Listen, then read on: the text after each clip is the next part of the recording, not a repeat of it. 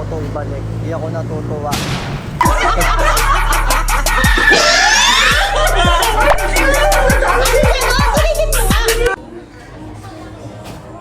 Ano, 20 yan, oh.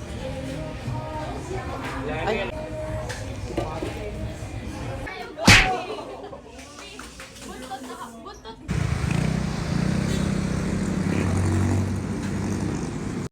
Kaya ngayon, titignan na natin.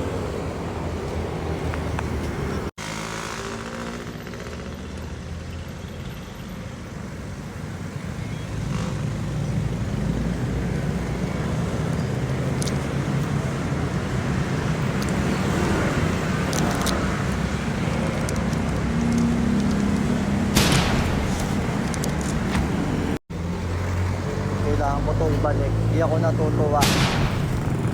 Ayan. Tingnan nyo ba naman kasi ito nakuha ko. Di ako natutuwa. Oh. Bakit ako yun nandito, McDo? Paki-explain. Di ako natutuwa. Diyos ko, Lin, gusto ko eh. Ba't Diyos ko, Lord naman itong binigay mo sa akin? Susugod ako sa McDo. Susugod talaga ako. Di ako natutuwa.